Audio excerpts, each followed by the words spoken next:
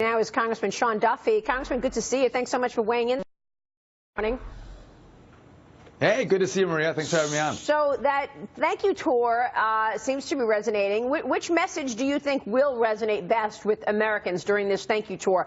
What I was noticing last night was it's not a lot of substance. It's him talking about, relaying election night and sort of getting everybody pumped up. But I guess this is not to tell us what you're going to do after January 20th. Well, I was just at the one a couple days ago in Wisconsin, and I think you're right. The people that are there love to hear him retell the story of the election and all the naysayers and how he wasn't going to win and how he actually came out with their support and brought the country victory. I think people appreciate that he's actually going to their home states and saying thank you to the voters that worked hard for him and cast their ballots for him. But he's also doing something else that's unique is he's going around the media and he's talking directly to the American people because, as you know, so many of the networks are covering these speeches live.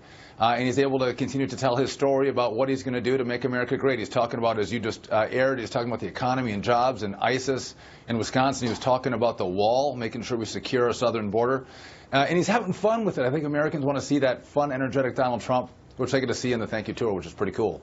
So I've been testing all of the different thank you tour messages he's been doing. Wisconsin was a particular favorite among voters with his Merry Christmas message. The big Christmas tree is behind him. Yeah. You absolutely loved it. But the line of the night, people get so excited, including Democrats, when he said, "Let's buy American and hire American." I think that's so much of what's resonating right now. The jobs, America first message that he's got. So tell me what you're most excited about come January 20th. Well, I'm excited about repealing and replacing Obamacare. I'm excited about securing the border. I'm excited about tax reform. Making sure we get tax reform right to make America competitive again will be so important. But you mentioned Buy American. It's going to be unique to see Democrats play this out with Donald Trump because they say they love to buy American and they love American products. But as we all know, they don't like American oil. They don't like American coal or American iron to make American steel. These are all great American products that provide American jobs, and they're the ones who keep saying no to these sectors of our economy that I think Donald Trump is going to open up and help expand and blow out our economic growth in the next several years. Congressman, this is Don Peebles. Good morning. I've got a question for you.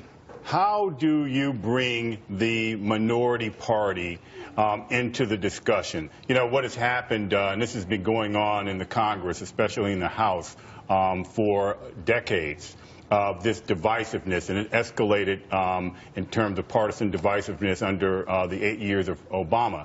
So how can we get our country back to a way where the parties can work together in the House? Because, look, Democrats have good ideas sometimes, bad ideas sometimes. Same thing goes for Republicans. But as Americans, we all should put our country first. So how is your party going to go about turning this around and changing the environment from what it is right now?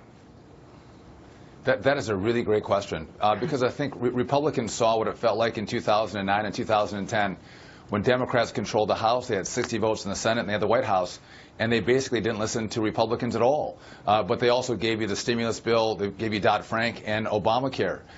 If Republicans are going to be successful, they're going to have to bring Democrats in, and Democrats are going to have some say. When we talk about health care, they're going to have some say in health care reform that takes place in the replacement for Obamacare.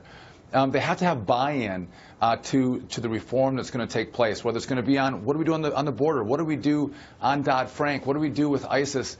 They have to be empowered to have some fingerprint in the legislation that comes through the House and the Senate, so they have buy-in to what we're doing. Now, do they get to control everything? Not at all. But they do have to have some say, and that starts with us saying, let's sit at the table, let's negotiate, let's talk together, let's find those points of agreement, and then we can talk about the points of disagreement, and we can compromise on a few issues here and there. But if we do that, and we truly, with an honest heart, come to Democrats and try to get their buy-in on these reform policies, I think they're willing to come with us. Claire McCaskill on Obamacare. Yeah, and we actually came out and said Democrats are going to, what's that? We know that the administration has extended the deadline for registration of Obamacare, citing this late rush. Yeah. The HHS yesterday said in a statement, our goal is to provide affordable coverage to everyone seeking it before the deadline. And these additional days will give consumers an opportunity eligibility to come back and complete their enrollment for January 1st coverage. So what does that mean for the future of this legislation? We know that premiums are expected to go up much higher, on average 25% higher next year. Well, so Maria, if there's 1 million people, or if there's just 50,000 people who are late at signing up and there's a 4-day extension, I'm actually okay with that. But for Democrats to say that there's so much interest in this law right now and people are funneling in, they're afraid that Republicans are going to take it away, this is a great law, let's keep it on the books. I think November's election would tell a different story. Americans hate this law. You've seen premiums increase, as you've covered, and choices diminish. And you ask Hillary Clinton what she thinks about Obamacare. Ask Russ Feingold in Wisconsin what they think of Obamacare. It absolutely destroyed their campaigns. Yeah. And Maria, they did the same extension last year, saying there was so much interest in Obamacare, we need to extend the deadlines. A year ago, they did that same thing, and in the end, Americans still feel the same way about this horrible law. That's good. So I don't think that this really has any impact. This is messaging that comes from the White House, as opposed to any new love and affection for the Affordable Care Act, which is not affordable. I would have liked to ask Christine Pelosi about it, by the way, but it was impossible to get a word in edgewise. Congressman, it's good to see you today. Thank you so much for joining us.